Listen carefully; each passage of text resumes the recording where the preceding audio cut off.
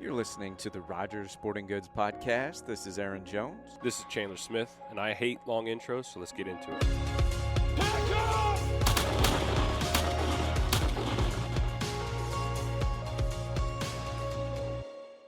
And we were looking to see, because it's so new, like, well, let's see what Arkansas, it's about the closest you got to someone that's had a bear season to see how it works. Northern Arkansas is what we were kind of using as a frame of reference. That's really about the only thing you can do, because, there's no reference from Missouri. No. What it would be like. And we have different regulations than what's allowed in several other states that do have bear hunting. Yeah. And I don't know if that's just something we're doing as a transition into adopting some of those regulations, or what.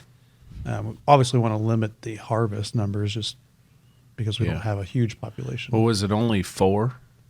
I think 4 bears last year. Each zone has a different total got taken though. Yeah, it seems like it was probably more than that. Oh, maybe a little more. We're almost at that already this year. Oh, really? Yeah, I get an email every single day with the update from the night before.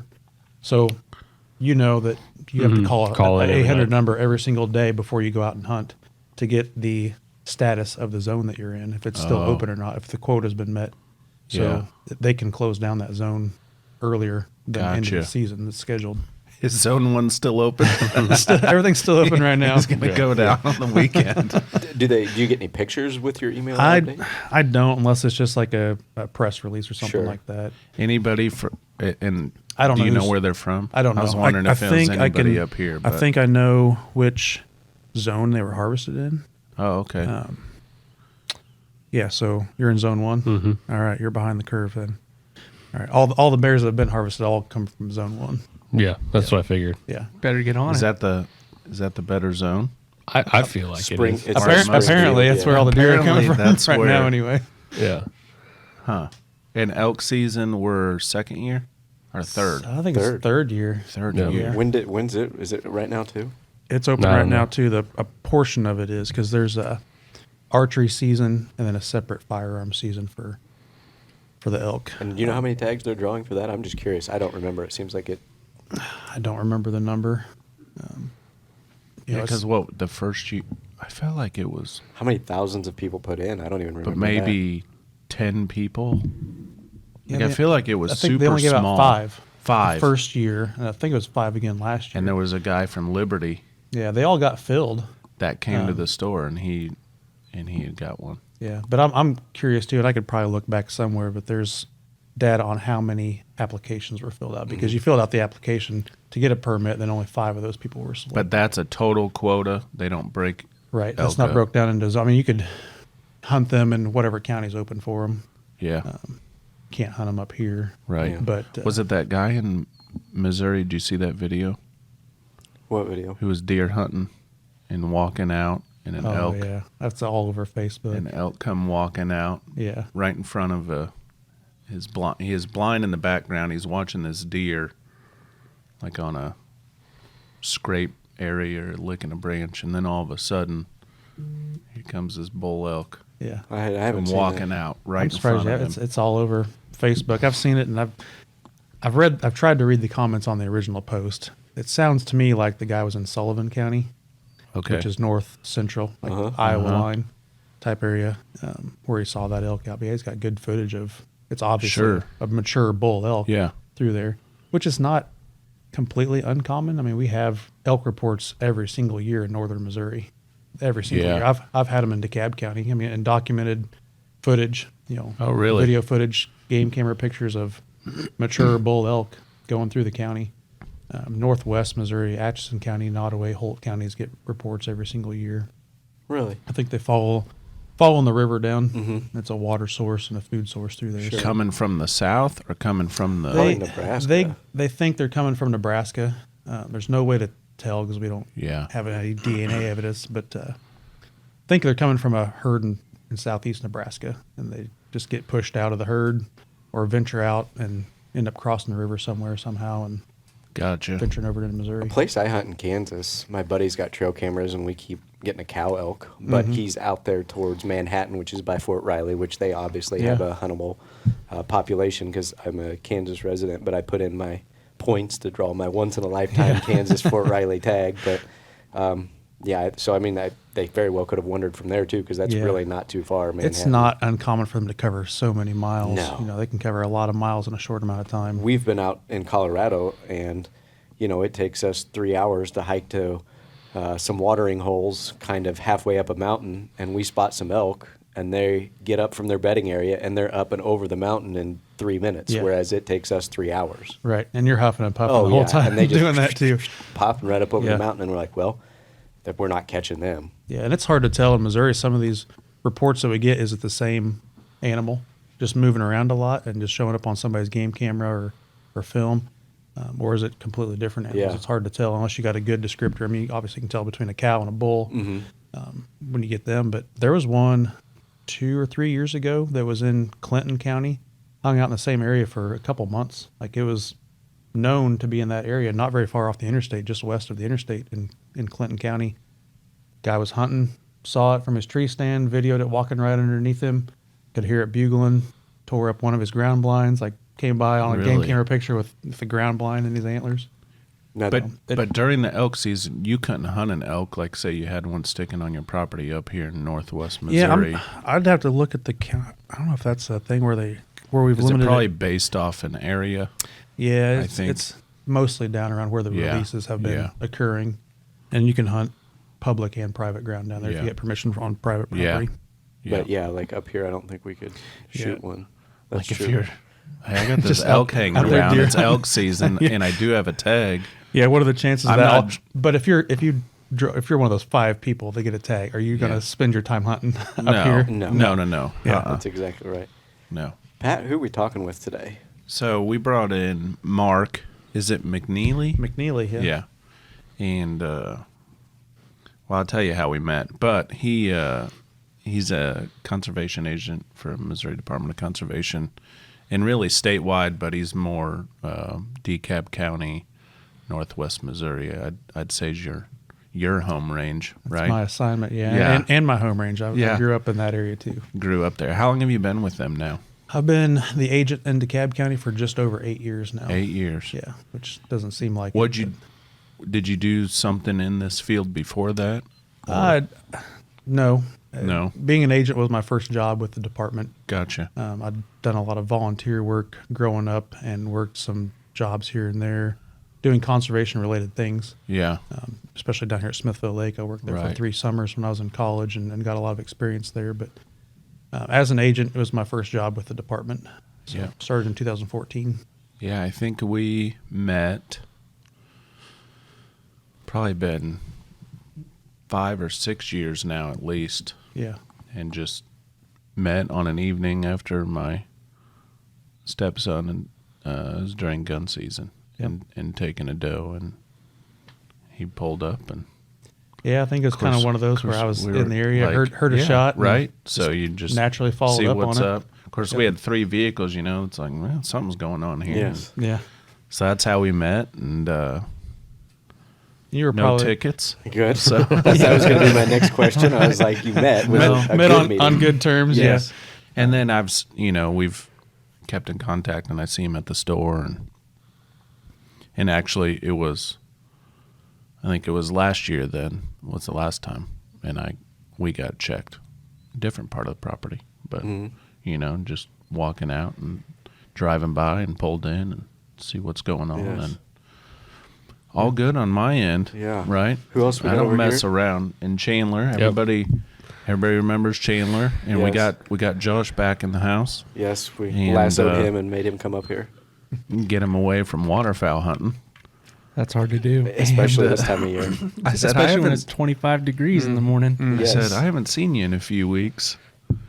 He's busy. He's been after it, and of course, Aaron. Yes, Aaron's here, and Patrick. They lasso me in from the store every couple of weeks, but it's fun. I jotted down stuff, but we're gonna bounce all over the place, and we're talking about elk hunting and all that, and bear hunting and everything. And well, speaking of getting checked, so this popped up, and things have changed in Missouri. We've, like, growing up, I had the yellow tags, right, and I don't know how long the app has been out now. It's probably been 4 or 5 years now. Yeah. Yep. So you can do everything on your phone, which it's funny because at the store, you got to like help a lot of people sometimes. Yeah. You can just do it right here and you download it. And unless they got an old flip phone. But is that I don't know. My thing is, say you harvest a deer and then you check it and that's my permit. Yep. Right. Like when I got checked last year and, I pulled it up and here it is. But say you harvest one, and do you have to be within around your harvest? Like, what if I throw it in the bed of the truck and then I go eat in town and my phone's with me there, right? So now my permit's away from the animal. Yeah, and that's something I come across very frequently, especially with the app that we use now.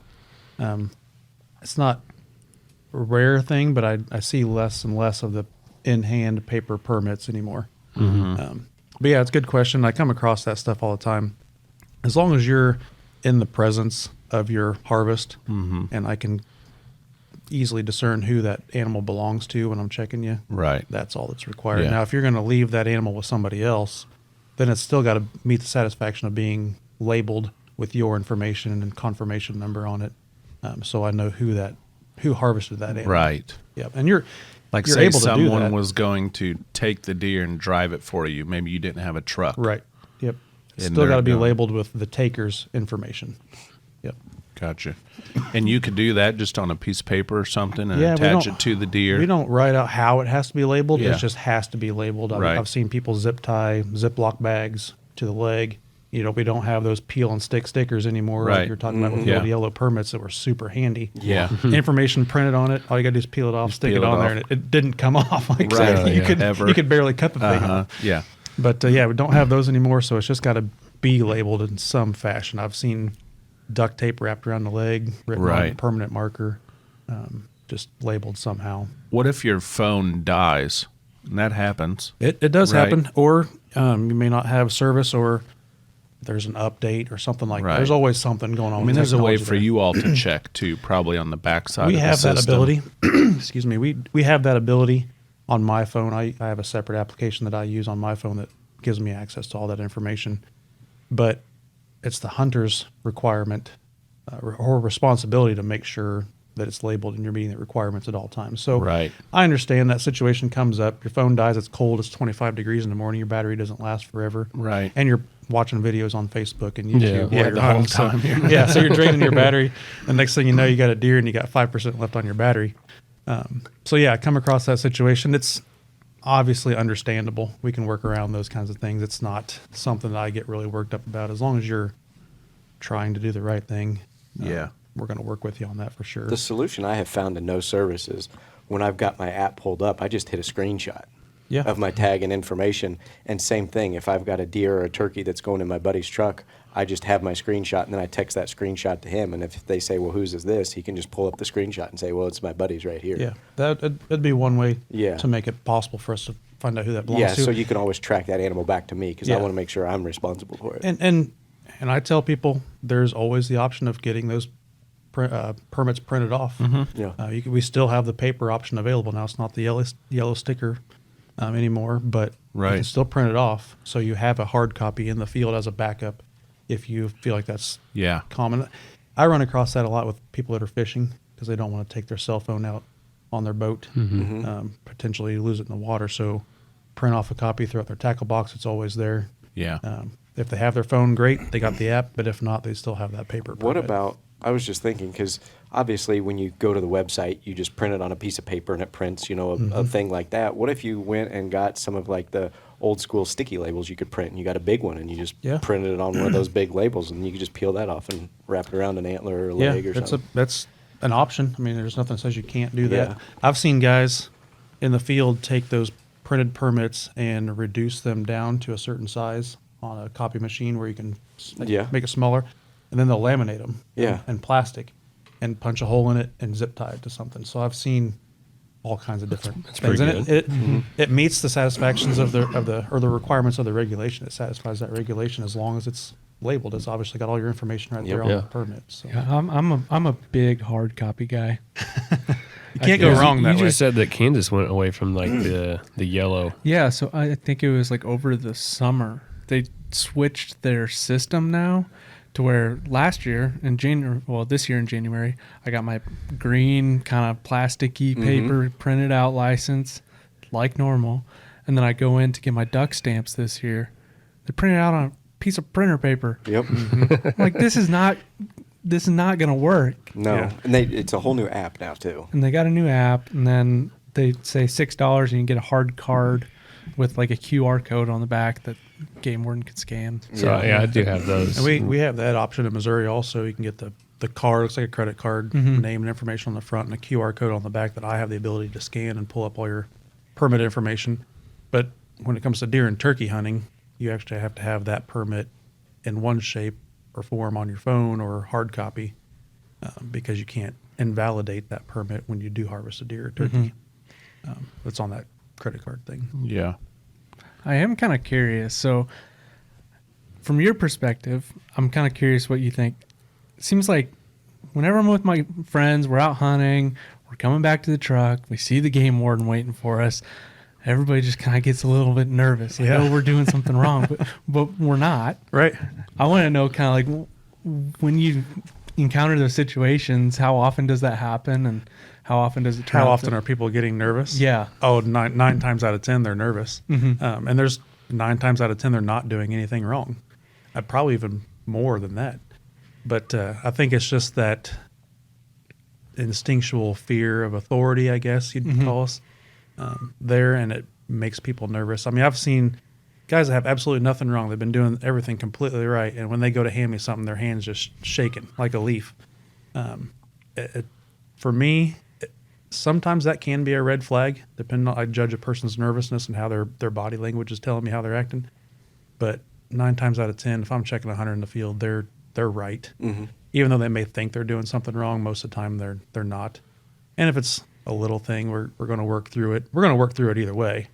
But yeah, it's surprising how nervous people get sometimes. Well, I think a lot of it too is look at that book under your phone. That's not a little book to at least keep top of mind so that you're somewhere in line with that. And then of course regulations and limits, and as far as limits of different species of waterfowl especially, it's always changing. And it's funny you bring that up, is I have this little book, the Wildlife Code book, but that's not including all the deer and turkey hunting regulations, Exactly. waterfowl regulations like you talked about.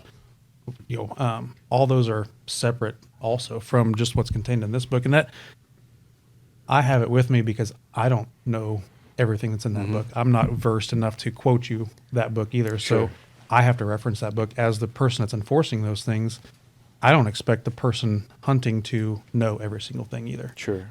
Now it's your responsibility to make sure you are following the regulations regarding what you're doing at the time. Absolutely. But yeah, that can be intimidating. I mean, it's intimidating for me as the person that's supposed to be the expert in that field. Well, and especially like someone, Josh, who is in Kansas, but if he wants to come hunt Missouri, it's a completely different. Oh yeah. That's just a lot. And you travel to Nebraska, you travel to Oklahoma, you travel everywhere. Yeah. North Dakota. Yeah.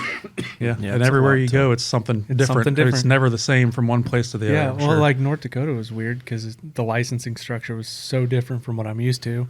It's like, well, is this right? Yeah. But that happened to it.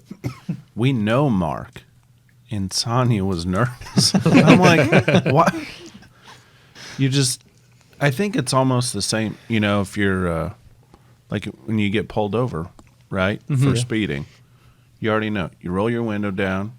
They're going to already ask for your license and stuff, so you just have it ready. Keep your hands where you can see them, and you're in and out, right?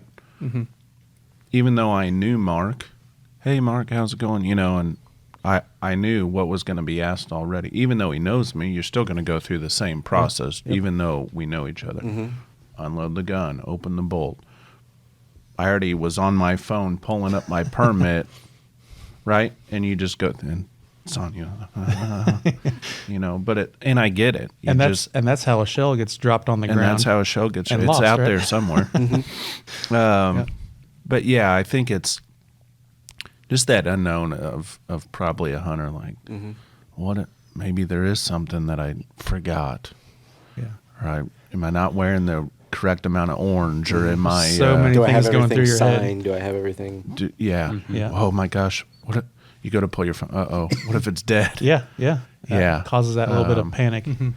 Sure. On the deer side of it, which is we're rocking and rolling right now, and we're getting into it. And duck season, we've got Missouri. Is it not this weekend, but next weekend? yep. But on the deer side of it, you shoot a deer, you come up to it.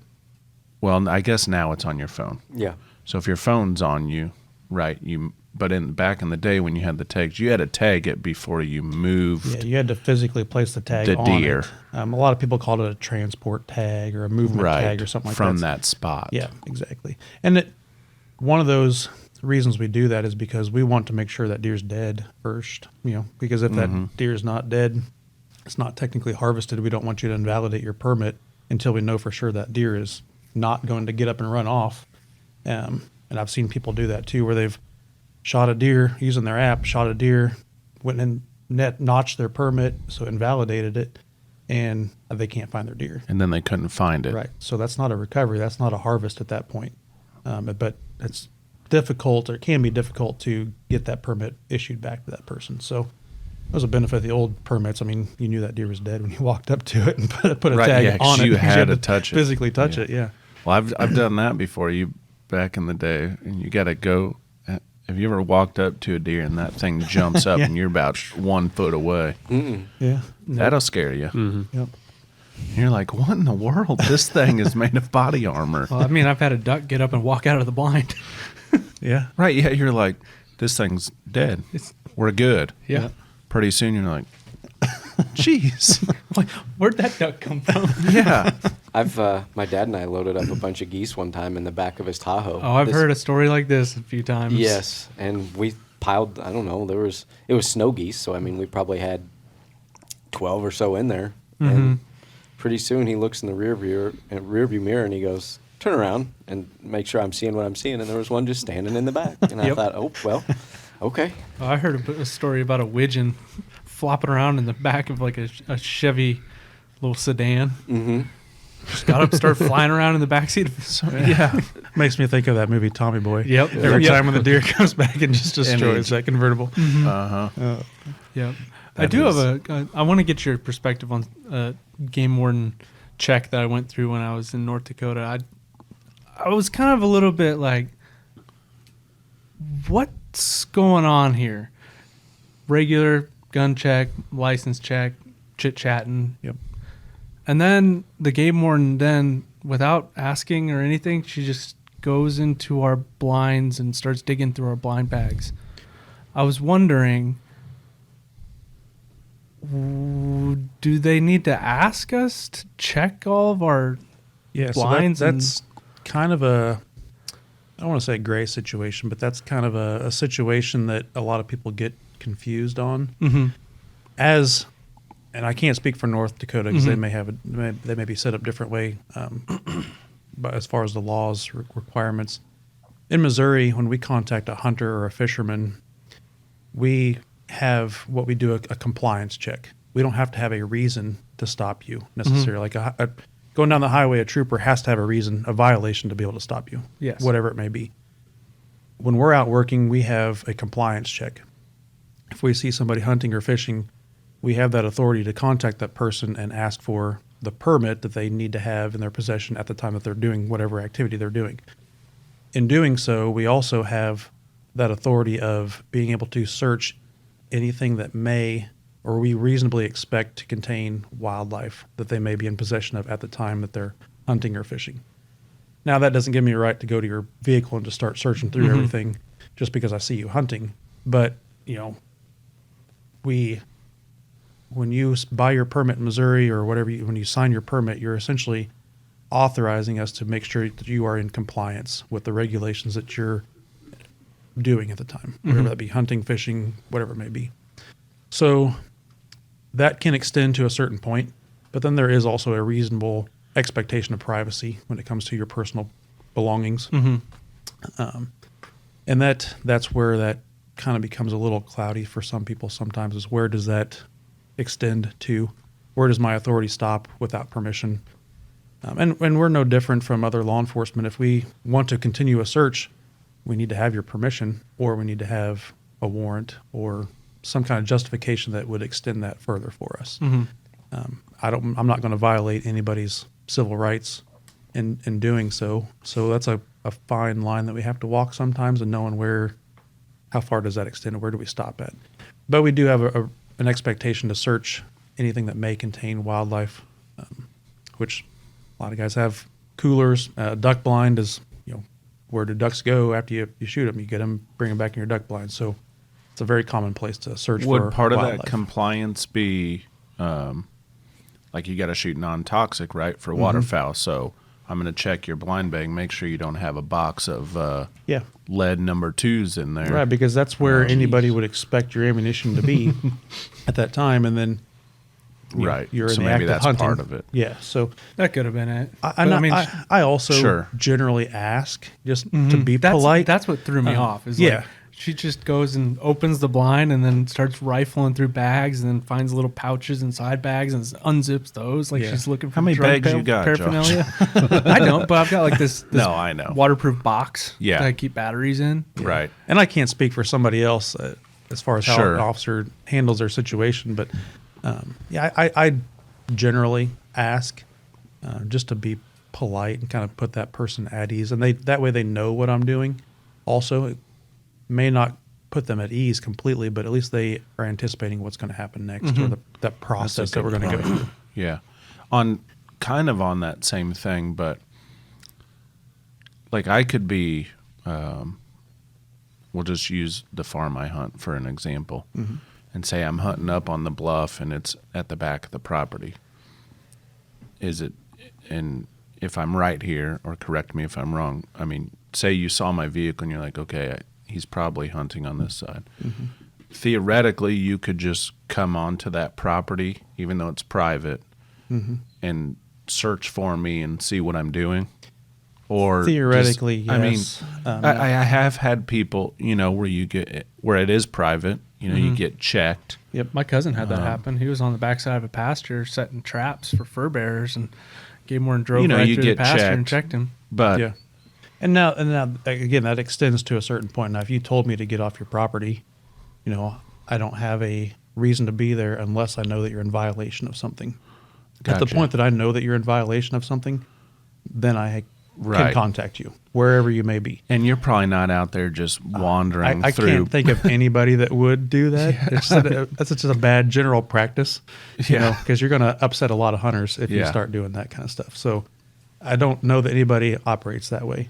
But there are times where we do have information that tells us that person is in violation, whether that be unpermitted, if they're hunting over bait, or illegal method, or they're not allowed to be hunting on that property. Yeah, or maybe someone said, I've never seen that vehicle. Situations can arise where Sure. we do that, Yeah. but in general, that's just in my opinion, a bad practice to Yeah. go about just driving across somebody's It makes 40-acre sense. timber looking for them just to make sure you got your permit. It's got to make you nervous doing that too. I mean, you're Oh, going in yeah. there. Yeah, it's Yeah, 'cause You don't know what's on the other side. You have 100% the advantage at that point. I mean, you're going to see me coming from a ways away. and about 100% of the time they're armed. Yes. Yeah. Yep. So, Yeah, exactly. which that's got to be different too. Like normal law enforcement, not everybody you come in contact with Is armed. is armed. Yeah. But besides fishing, if it's waterfowl, deer hunting, turkey, Yeah. I mean, everybody, it just has to heighten the level of Yeah, your I mean, situational everybody awareness we talk is- to Yeah. is got a weapon. It does give you a different perspective when approaching people like that, because realizing that I'm contacting you, I see you from 100 yards away. If you had ill intentions, again, you have the advantage there. You Right. see me coming from a ways away, and there's no way I can do anything to circumvent that. Sure. But yeah, I assume everybody's armed, whether that be with a gun or you talk about fishermen, they Right. have knives. Yeah. Knives pose a very real Yes. threat also. But yeah, I just assume everybody is armed, and I assume it's loaded. Yeah. And until I know otherwise, I'm going to treat that gun and person as if they're handling a loaded firearm. Right. And thankfully, I've never been in a real bad situation, but I had a very, similar situation happened during dove season, on opening day of dove season this year at Pony Express. And I walked up on a adult and a juvenile that were hunting, and they were doing everything right. They had no issues at all as far as the legal side of things. The youth was underage, so I knew he didn't need a permit, so I was like, I'm not going to make him stop what he's doing. I asked him, I could keep your gun pointed in a safe direction. I'm going to contact the adult, go through the whole process of checking permits and look for birds.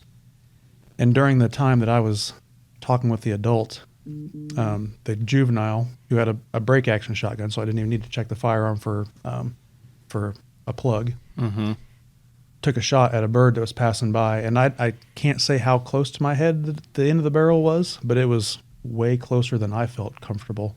Yeah. And it took me a few seconds to collect myself after the initial shot and shock of what had happened. Right. And my first concern was the safety of everybody that was in the group and the person that was with me. And after I established everybody was safe, it literally took a few seconds to kind of put it together and realize. And I might have been a little forward with my commands at that point to a juvenile. Right. But at that point, I was going to make sure that gun was completely unloaded Yes. and out of that person's hands. Right. And I understand, in the heat of the moment, you get excited, you get that visual focus on your target fixation, but you still have to think about being safe at all times. I mean, that could have been a completely different situation, and thankfully it wasn't. But it makes you realize how real that possibility is at any time we're in the field. I feel it. On the public hunting side, you talk about fixating on your target, and like what's the when it comes to turkeys and doing the creeping. Yeah. Oh yeah, reaping. Yeah, and reaping. That's not ideal on public ground. No. Right, Period. but people. I mean, I know people have, and I'm sure things happen every year. Right, you always say identify. What you're pointing at, but I think inevitably it happens every year. Whether some states even outlawed on public ground, if I'm not mistaken. Yeah. Yeah. It's starting. It's got to be a dangerous. I don't want to be crawling around Carrying a turkey. No. carrying a turkey on public land. Yeah, knowing there's other hunters out there Yeah, I've been. at the same time. I don't like turkey hunting public ground. Period. We did some coyote hunting at a pony, and unsuccessfully. But we're sitting out there and we're trying to call coyotes, and then we got rabbit hunters because it was snowing, so they're out and they just walk, right. Yep. Like you just never know what you're. And it's a conflict that comes up every single year. I get calls about people hunting too close to each other. Like, oh, this guy's got a tree stand 50 yards from mine. I can see him in the tree stand the whole time. I'm like, it's a public ground. Like I can't Your make that guy stand is move. 50 yards from Yeah, his. exactly. Exactly. Yeah. It's public. I mean, anybody can be out there doing pretty much anything at the same time. Just like you said, guys are running dogs. That happens every single weekend. Sure. Out there, guys are training dogs, and you got deer hunters, you got turkey hunters, you got dove hunters, coyote hunters, all trying to use that same property, and it can cause some conflicts. And same Right. way, personally, I don't hunt private or public grounds. I have private property that I'm able to hunt. But it's a good resource for a lot of people that don't have access to private property, Right. but understand that it is a public ground. Yeah. Yeah, I'll public hunt for deer and waterfowl. It's just turkey. That makes me nervous because everybody's in all camo. I'm in all camo. It's not like you're throwing out decoys. It's not a group thing usually. You're trying to stay as hidden as possible. Yeah. I just don't like turkey hunting public ground. Yeah. But other than that, like deer hunting, yeah, I'm good with that. During archery or rifle? Or- Archery, not necessarily rifle, but I mean, waterfowl hunting, I don't really have access to private ground at all. So that's where most of my waterfowl hunting is done on public. Gotcha. But you're not moving around, No, exactly. with that. And other people that are hunting know where you're at. Typically, they see the spread, see your setup, whatever. Yeah. So it eliminates a lot of the risk there. Yeah. What would you say has been your most memorable experience as a conservation agent? That's a tough one. I've been on 8 years, and I feel like there's a lot of stuff that has kind of stuck with me. And I get kids ask me all the time, and I'm not comparing your question to a kid's question, by any means, but people ask all the time, well, what's your favorite thing you've done, or what's the most dangerous thing you've done, or what's the scariest thing you've done? There's a lot of those things that meet those criteria. And you asked what the most memorable thing was. For me, it's all about the kids, honestly. And I know that sounds cliche because everybody says it, but seeing those kids get their first harvest on a deer or a turkey or whatever it may be, and they are super proud of it. I love interacting with them and seeing that excitement because I know that's going to generate the interest in them and get them back out there. And to me, they've not been on their phone. They've been doing something hands-on where they're learning a real-life skill set. And compared to the experienced hunter that wants to tell me about his deer hunting stories, I'll listen to him, and I listen to him a lot. But his stories that he's told hundreds of times to all of his buddies and his friends and his hunting partners, compared to the 10-year-old kid that just got his first deer and it's a 6-point buck or whatever it is, the degree of enthusiasm is completely different. And I love that. I like hearing those kids' stories or hearing about kids' first day, a successful hunt or whatever it may be. So I do truly enjoy that part of the job, getting to hear those stories. Other stuff is just situations that I've been in, cases that I've made that really stand out to me that feel like I've actually had an impact on things. And I'm not saying it's not important to enforce all the regulations, but me writing a ticket to a guy for not having a fishing permit is different than me catching a guy that's been habitually poaching deer off of public ground and taking that opportunity away from kids or other legal hunters that are trying to go about the right way. That makes me feel like I'm actually having an impact on the job and the resource and the people in that community, more so than just, the Joe Smith that come up from Kansas City for the weekend and didn't have a permit. Still needs to be addressed, but on an impactful level, it's two completely different things. So there's a lot of different things that are memorable in this job, and I can't really decide on just one thing in particular. There's nothing really that stands out as a single event, really. And then we were talking earlier about youth hunters. Yeah, and the kids. We were wondering. And it's such a good segue. Yeah, we were wondering, like, over the past few years, have you noticed an increase or a decrease in youth getting involved in the outdoors? I would say probably a little bit of an increase in my perspective. Now, I'm in a rural area where most people generally hunt already anyway. Most people are out hunting and fishing, doing some kind of outdoor activity. So in my area, it's not a drastic change. But I would say as the department as a whole has done a really good job of recruiting. We're offering a lot of different outdoor activities, not just hunting and fishing, but just in general getting people outdoors, which I think is definitely important. But again, my area is pretty rural, and most people generally hunt and fish already. But I would say there's probably been at least a little bit of an increase in the outdoor use, hunting and fishing stuff. So yeah, I was wondering thing. if my first inclination was that there was a decrease, but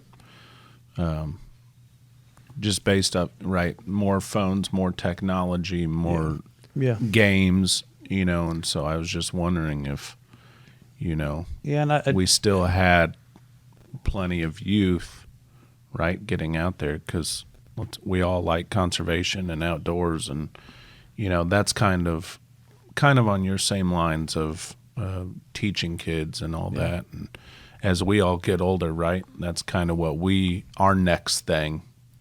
We've hunted, we've shot plenty of fowl. You've got all those stories to tell. Deer, right, I've got the stories, but passing it on to make sure conservation and kids in the outdoors keeps going on. Yeah. And the department in general, again, like they do a good job of appealing to a lot of different age groups, a lot of diversification of our outdoor activities that we promote people to do, whether that be camping or hiking or hunting or whatever it may be. I was going to mention like the app. Kids are on their phone, or young people are on their phone more and more, so that being able to do something on your phone through the application, as far as telechecking your deer, buying your permits, all right there, I think it's made it easier for them to transition into that. No, I'm not saying there's not kids at home that are on the phone all the time. Right. But if they're not having to do it what we call the old-fashioned way. You know, like when it's more appealing to them, we're using the technology that they're already using to get them involved in the outdoors. Yeah. Yeah, they don't have to go stand at the counter at Walmart for half an hour while the clerk behind the counter is going, I don't know what buttons to press. Yeah, exactly. Oh, man. At the store, November, the 2 days prior, actually the Thursday is even bigger. Because I think then by Friday, most people are on their way heading out to their our camp. system, every single year, it seems to get overloaded. And this is for opening rifles, what I'm talking about. Yeah. But the it's major hunting seasons. Yes. But every single year, our system, and I'm not sure if it's just a limited capacity in what our system can take or the number of people going in to buy permits, but it gets overloaded every single year. We've had issues where it just stopped working. On the night before opening day of firearm season, you're like, this is the worst possible time for something like this to occur. So I encourage people to go out, buy your permits ahead of time. You can buy them in July and they're good, through deer season. But yeah, it's amazing the amount of people that wait till that last. So anyone listening to this podcast, no matter what state you're in, buy your hunting license now for Exactly. whatever you plan to hunt the remainder of this fall. Yeah. I think Now- you can set up to have it like renew. Yeah, Can you do that on deer? I don't know if deer and turkey are set up that way. We do have the auto renewal for like your standard fishing permit or small Small game game, hunting permits, things like that. But I'm not sure because to clarify that a little bit, you can buy more than one deer permit. So you may be able to auto renew your one any deer firearms permit, but it's not going to auto renew the 3 antlerless permits that you bought the year before because you may not want 3 this year, depending on what your situation is. I've been the person to buy it the morning of off my phone before. Yeah. Oh, shoot. Or the biggest one is fishing, Yeah. right? Because after the season, and then is it typically February? Yeah, that they you're expire the small last game day of fishing. February. Yeah. And so you're not really thinking about it, and then spring hits, and you don't think about it until like, all right, let's go fishing today. Let me go get my permit. And that is one nice thing where the app is really handy because I've done that before too. It's the night before. It's 11 o'clock at night. I'm getting all my gear together. Wait, did I get my turkey tag? Right. And I'm like, I don't think I did. So I get on there and knock it out on the app. 10 seconds and you can get it done pretty And well. you used to have to go find the nearest Walmart to try to get Or- tags. And Or then a gas at station, 10 yeah. or 11 o'clock at night, you got to get a cashier to go clear back to the outdoor section to And Yeah. see if They don't know how to do it. they know how to do it. Yeah. And now Exactly. Walmart's not 24 hours. So Really limited. might be then. out of luck. Yeah. With these we're talking about rifle season coming. And I think this comes up a lot. So a few subjects that we had discussed earlier, and I hear it all the time at the store from customers, and so there's always a debate on a couple things. One is when the season is, and I'm sure you guys get asked to, and I'm sure you go to Jeff City and there's big meetings every year on, hey, can we change something? Should we change something? And one is moving gun season to December, and just letting people bow hunt all November, especially during the rut. Yep. And kind of what your thoughts are on that, and was it discussed again this last year? it's- Because I'm sure it's discussed all I can the time. assure you it's discussed every single year. Yeah, it's got to be up and, there. And not just in August, September leading up to it. Those season dates are established well in advance of taking effect. We have scientists. I'll call them scientists, but they're come from a multitude of backgrounds, biology, all kinds of different things. So they're the ones that have the majority of the input on that. I mean, they look at the harvest numbers, they look at the data, not just from the year before, but from 5, 10, 15 years. So we get a trend in harvest numbers, and population studies are done continuously on deer. Some more specialized than others. We're doing research and data collection constantly. People don't think about it, but all the information you provide when you telecheck a deer is crucial to making some of those decisions. How many antler deer are we harvesting versus how many antlerless deer are we harvesting, and where are they being harvested at? Where are those geographical hotspots? Where's the population doing well? Where's it struggling at? All that information is crucial to that, and that's why it is important to telecheck your deer and do it properly. Not just with deer, but with turkeys too. But I personally don't have a lot of input in that as far as a voice in the department. But as a hunter, I can provide information there, opportunity there to provide that information. I don't see it changing. But again, that's not my call. There's people that are well above my level of knowledge and understanding of the situation that are making those decisions and they're compensated for it. But there's a reason it's set up the way it is. We typically have a pretty high population of deer in Missouri, whether it's the hardcore hunter complaining that he's not seeing enough deer or whether it's the farmer complaining there's too many deer. There's generally a pretty decent number of deer in Missouri in general. So putting that season in the prime time, what we call the rut, is a way to effectively control that population because the deer harvest numbers,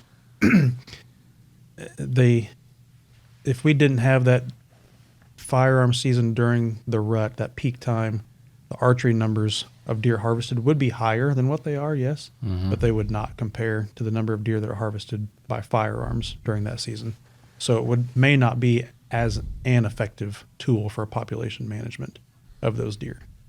And I'm sure there's way more science into it than that, but that's my understanding. Sure.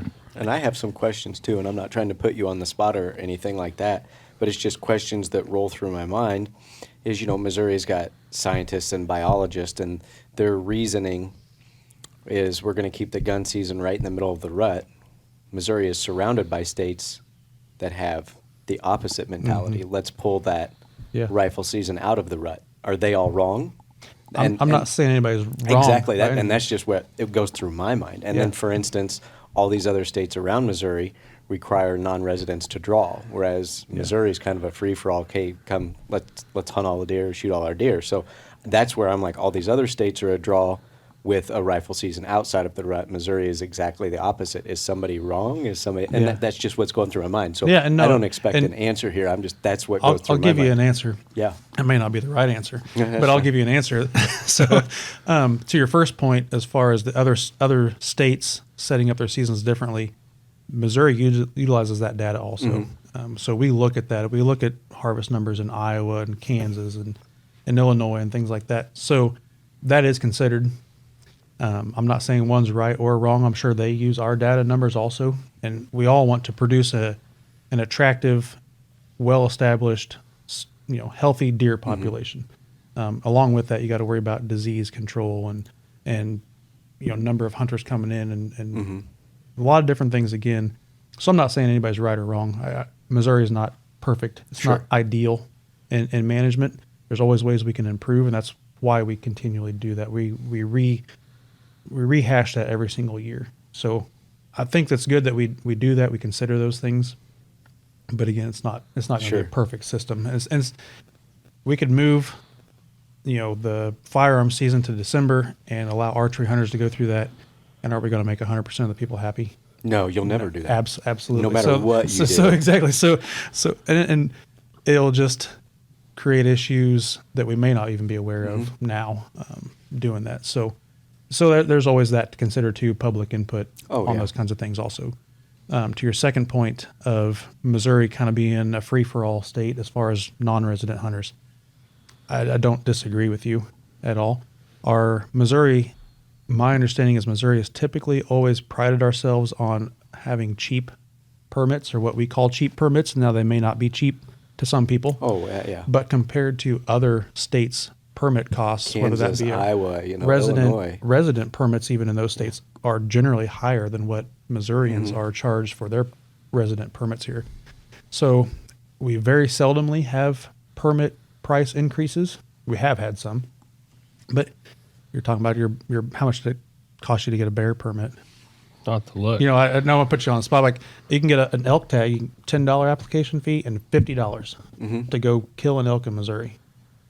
Go kill an elk in Colorado for $60. I mean, good luck, or anything. So we have had lower permit prices across the board. A lot of people make the argument that we could charge non-residents a lot more. I don't disagree. I think we could double the price of non-resident permits, and we could probably still just about still as many. Be cheaper than other Kansas and other states around. Sure. Yeah. So there is that argument, but I think Missouri's conservation department is funded a lot different than Iowa, for instance. And I'll talk about Iowa because I'm a little more experienced with that. But Iowa operates strictly off of permit sales to fund their DNR branch. Missouri permit sales, I'm not sure what the numbers are. We generate a lot of revenue, but that's not our only source of revenue for our conservation department. So we are very fortunate in Missouri to have a well-funded conservation department. And by doing that, we can offset the cost of our permit sales because we don't need to charge Where as does much. that funding come? Is it from donors or from? No, it's a sales tax. So the That- sales tax been around since 1976, I believe, is when it went into effect. The 1% sales tax Okay. that goes directly to MDC, Missouri Department of Conservation, and that money is for our commissioners to oversee and spend accordingly, however we see fit as a department. Other states don't have that. They operate solely off of permit sales, whether that's resident permits or non-permit or non-resident permit sales. And that's their only source of funding aside from federal grant money that they get. You would think And Iowa then would not want to do a draw system to get more people to buy you would think permits because there. that is If that's typically how their they're, only source of revenue. if it's taking you 4 years to, It's just not all about revenue to them. yeah. They I like mean, big deer. Well, and they're they- funded other ways too. Yeah, They have sure. income coming in from other ways, so they Yeah. don't. But in Missouri too, we have a lot of funding coming in from that sales tax. That's by far our number one revenue generator, and that's just you and me going to McDonald's. That's a bad example. And- Don't go to McDonald's. this is kind of an avenue off of this, but you know, not that one way is right, one way is wrong. You know, you just talked about they like big deer. So if you Yeah. look at like Kansas and Iowa, when you think of giant deer, and Missouri gets some. Yes. I've seen some giants this year already Oh, killed. They yeah. might have a new. World Well, he record. might be 3 or 4. Yeah. That non-typical down in Peculiar. Peculiar Yeah, area, what Belton. was That thing was a Big hoss. deer. Yeah. And then I saw a guy with a longbow take one. That picture was floating around. It was like 200 and some inch deer with a longbow. It was crazy. But you don't put Missouri first. No. You think Iowa, Kansas, Illinois used to be. It's kind Illinois, of yeah. Illinois. Kentucky's is a kind- sleeper state now. But definitely Iowa and Yeah. Kansas, you think monarchs. Mm-hmm. You don't think that Missouri because we think, right, we did do the antler restriction now.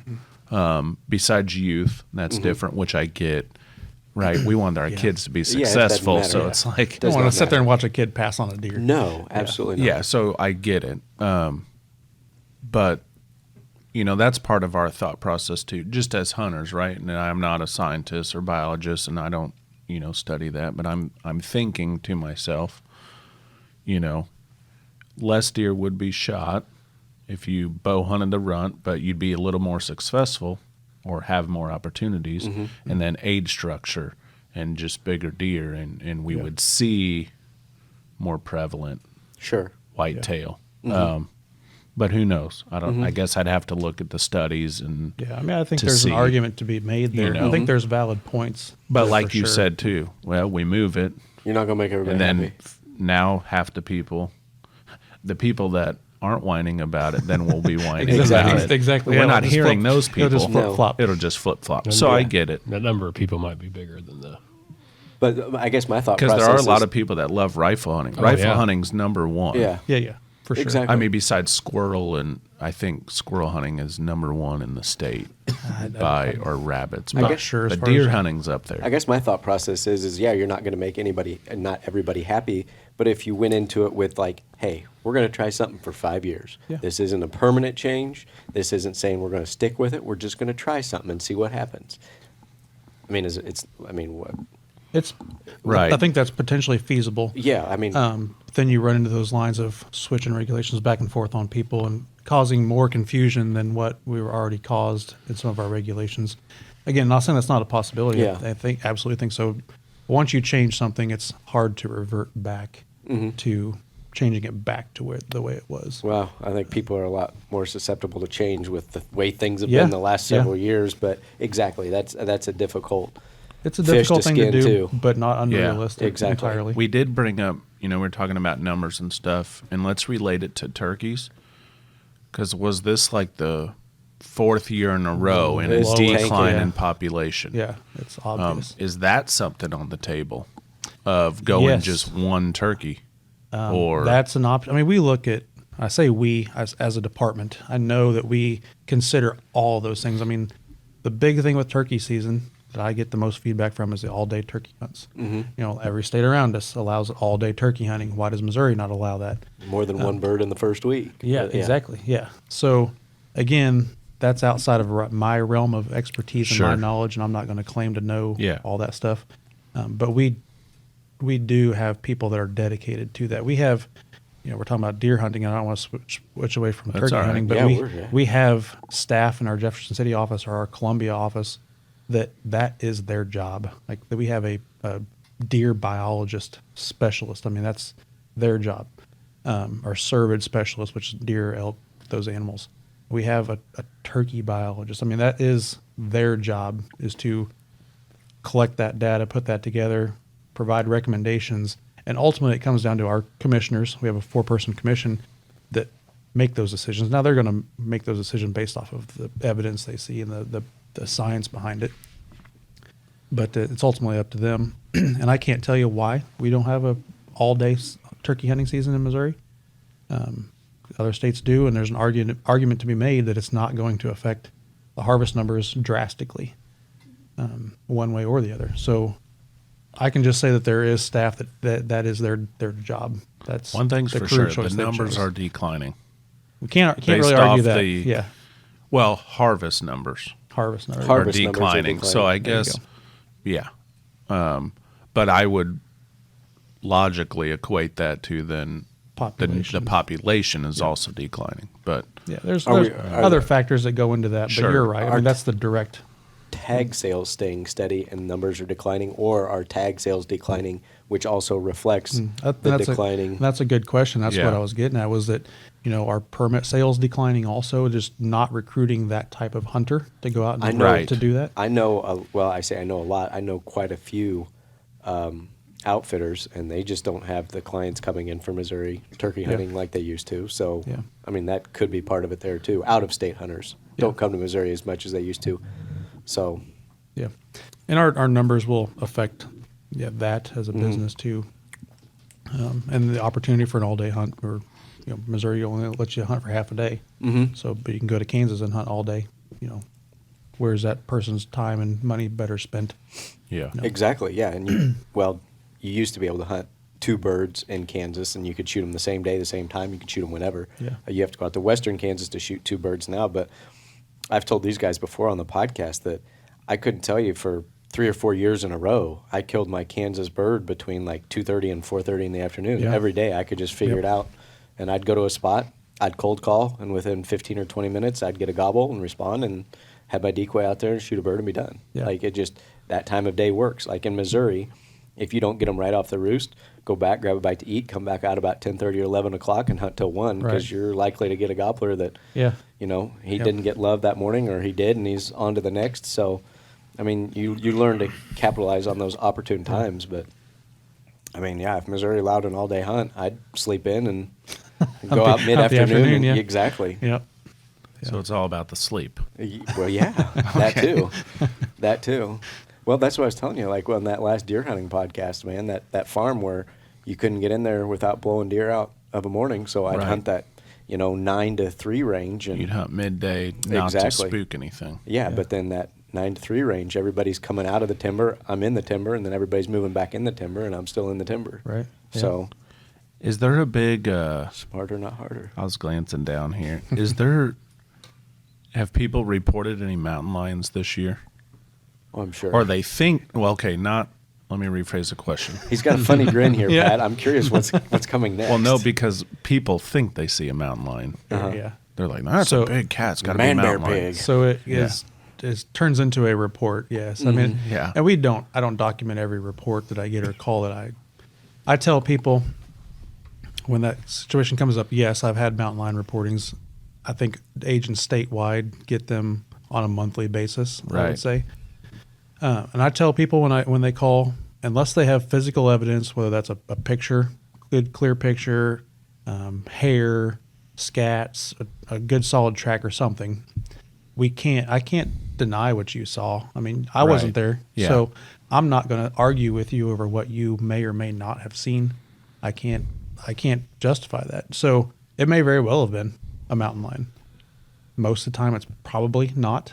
It's likely to be something else, like a Black Panther. Yeah. It's typically a bobcat, and people in general want to see those things, so therefore your mind makes you see them. Till you see one in person. I swear I've seen a chupacabra. But it's we document sightings, and if there's good physical evidence, we actually have a mountain lion response team, and that's what they're called, the mountain lion response team. Okay. Based out of Central Missouri, and they will deploy and respond to an area in the state where if we've got good physical evidence, they will come out and document everything.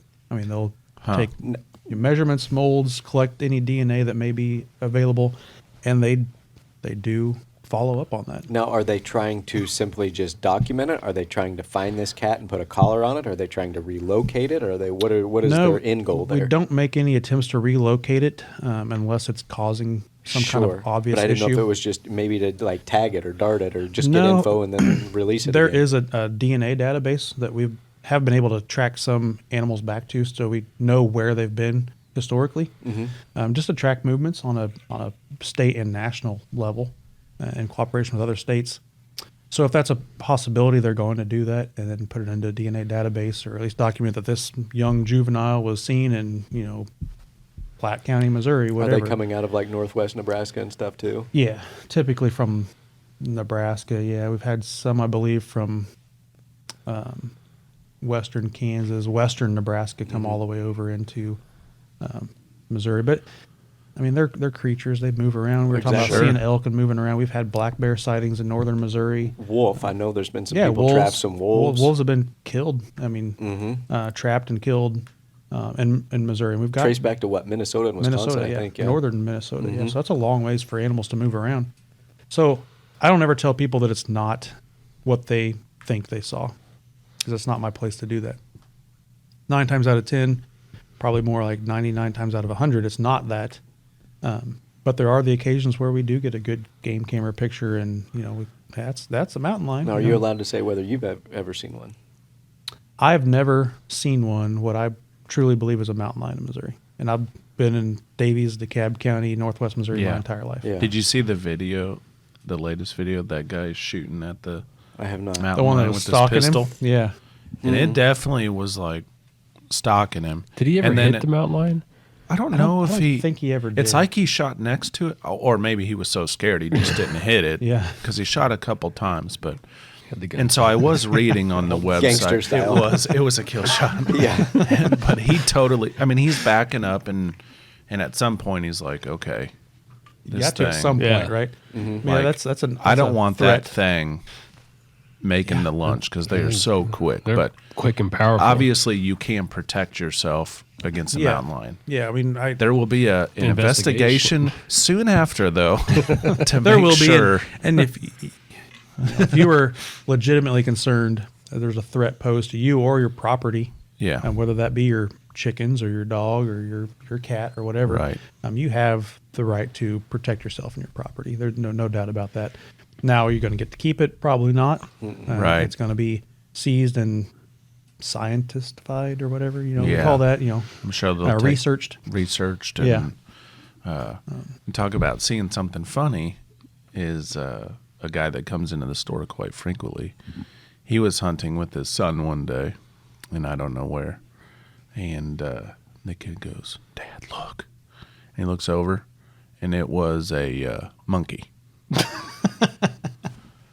Comes running out of the timber because it had gotten loose from wherever. And this is in Missouri, and I don't know. Anyways, that would be a sight to see. That reminds me of the kangaroo video down in Oklahoma. Or whatever. It's a kangaroo. Yes. It's one of those where you get that call, like, no, this is obviously not true. Mm-hmm. Yeah, but You've never gotten anything never know. ridiculous like a Sasquatch or anything. Yeah, you have. I've had Bigfoot calls. I've had Chupacabra calls. Where Excellent. Where Black it went. Panthers?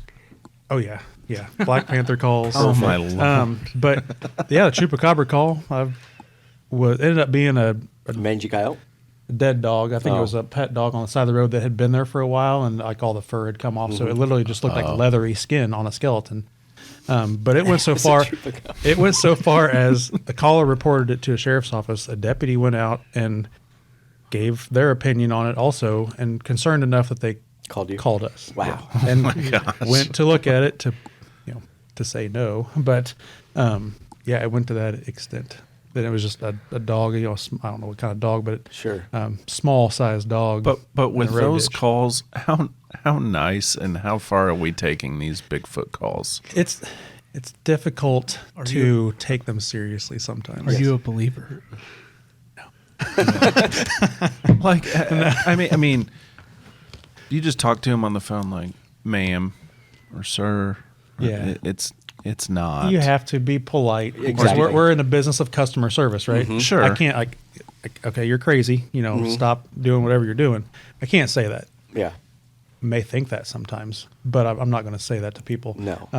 And again, you are reporting it to me. I wasn't there. I can't 100% say that Bigfoot didn't run across your backyard and steal your pumpkins, but but you have to give some degree of legitimacy to that person because Sure. they feel valid enough to call you and report it, and they're taking it serious enough. So I don't want to downplay that and make them feel bad for reporting those things. And sometimes I generally avoid going out doing like a site visit to verify that they didn't see that. Yeah, sure. But at some point, you kind of have to appease them. Taking hair and samples. it's like I said, it's customer service. So I mean, Yeah. keep them happy. Now, if they say we've got hair and tracks, would that pique your interest a little bit I would more? like to go see that. Yeah, Yeah, because I exactly. want to be one of those that's named in that report. I want to be Exactly. I want to be the agent that locates Bigfoot. Yeah, Everybody does. yeah, Exactly. Agent McNeely.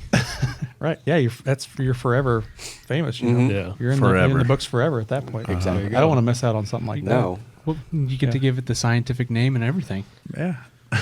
It's classified. Oh my Yes. gosh. Do you guys have any new any programs coming out or anything people can keep an eye out for? Or, I saw on the website, I mean, people can volunteer and stuff. Yeah. You're probably always looking for Always volunteers. have but, volunteers in a lot of our different areas.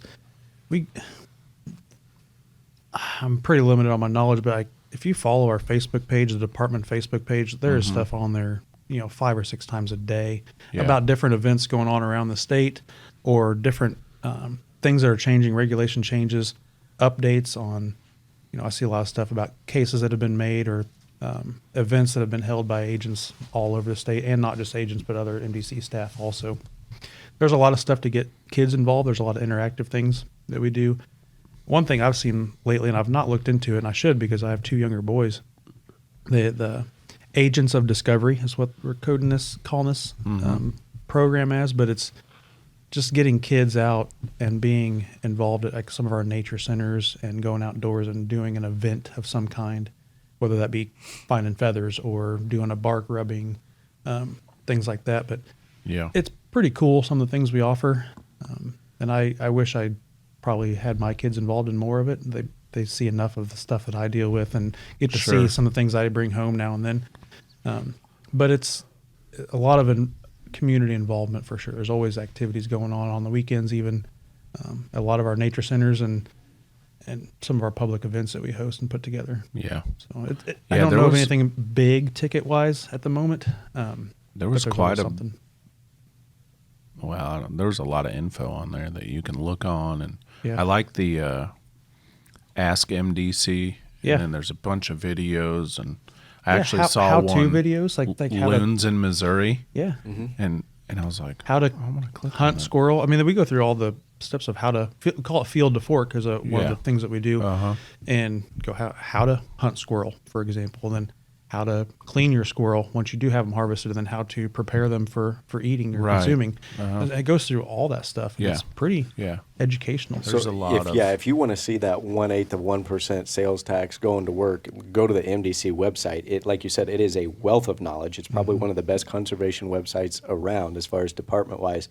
Talk about all the areas that are well funded, a lot of them with restrooms, with bulletin boards, with paper maps.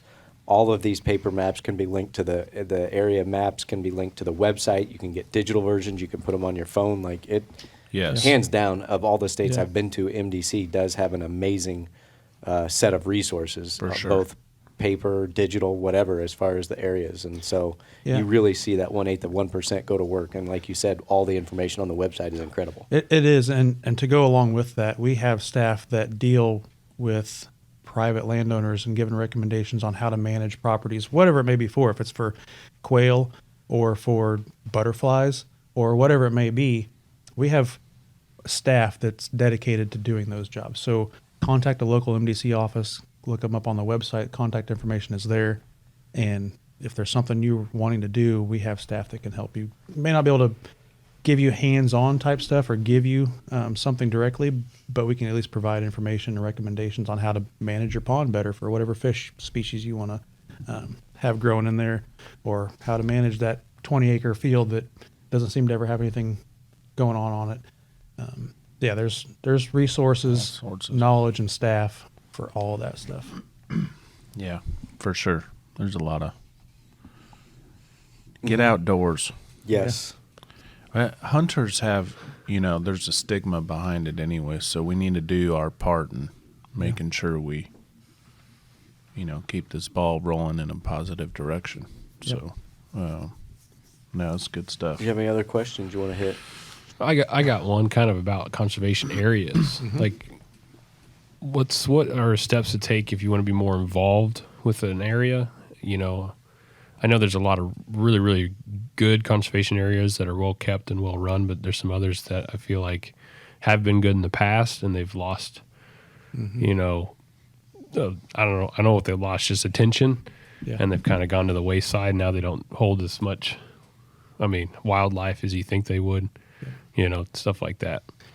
Yeah, and that you bring up a good point, and we've seen that. We've all seen that where, and it comes from.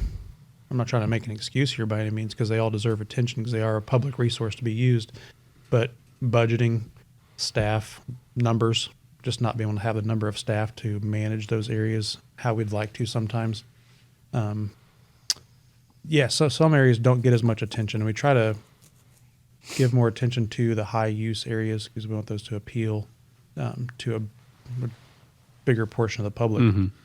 But as far as being involved, there are volunteer opportunities to do stuff like that. Now, you're probably not going to get permission to go out and do something outside of the management plan for that area, but there may be an opportunity for that. And public input on areas. We're going through a process now where we're actually considering, do we need that property? Like, is it useful? Is it a resource that's being utilized by the public?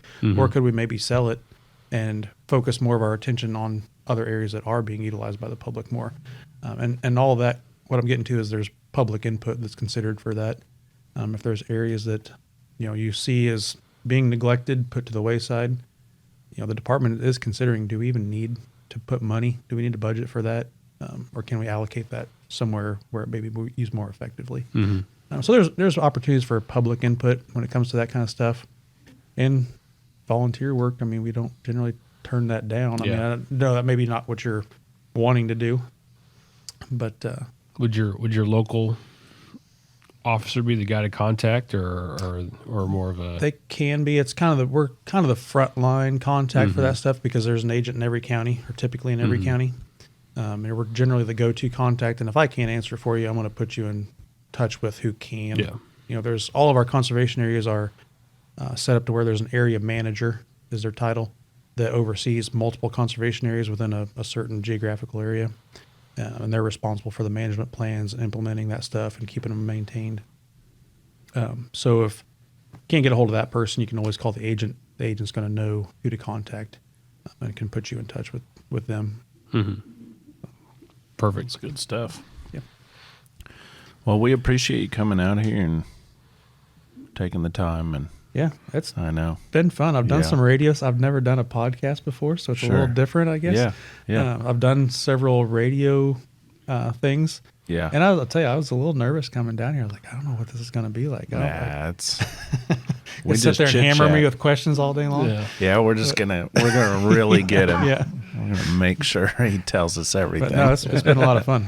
I've enjoyed doing this. Has. So is there a mountain lion in Davies or DeKalb County right now? I cannot 100% say yes or no. What's your gut tell you? No. No. Yeah. What about Bigfoot? No. 100% no on Bigfoot. Yeah, I'm gonna say 100%. Come on. That's good stuff. Although that's a good place to be. I mean, pretty rural. Yeah. Good resource as far as food, water availability. That's where I would go if I was Bigfoot. Yeah. Find Or yourself about a little mine. hidey hole. I'd rather not see a mountain lion on my farm, though. I don't want to be walking to my stand and see one pop out. Yeah. They're scaredy cats, man. You just get loud and make noise. Oh, and run yeah. away. Well, you can come with me then. Didn't you watch Where the Red Fern Grows? Yeah. What do you do to scare off a Bigfoot? I don't know. Take pictures. Take pictures because they never show up in the picture. Yeah. Well, and that's the thing too. Like, I don't understand how the way cell phones are amazing right now. The person that's going to get a picture of a Bigfoot has a flip phone from like 2001, and the Grainy is all Bigfoot good is out. 300 yards away. Yeah, and they've taken it through a screen of some kind. Exactly, Yeah. and it's like, come on. Yeah. Those are the only people that see Bigfoot, are the people Yeah. that still carry a flip phone from 2001. Uh-huh. And that's the camera they've got. Yep. Yeah. That's good. Absolutely. Awesome. Well, I appreciate it, bud. Thank you. Yeah, thanks for coming on. Absolutely. Anytime. I'm happy to come back down and talk some more For sure. if you guys want me back. Oh, Yeah. yeah, absolutely. Now we will. Oh, yeah. Thank you, man. Yeah, absolutely. All right, guys, we hope you enjoyed today's podcast. If you did, go ahead and give us a subscribe. That way you're going to get a notification every time we put out a new podcast. Chandler, what else should they do? Go to our social media pages and give us a like on Facebook, Instagram, or YouTube. Get us subscribed to YouTube channel. We do product reviews there. And then giveaways is a great part of our social media as well. And then we just want to thank you guys for what you guys do and support us so we can do stuff like this. So thank you.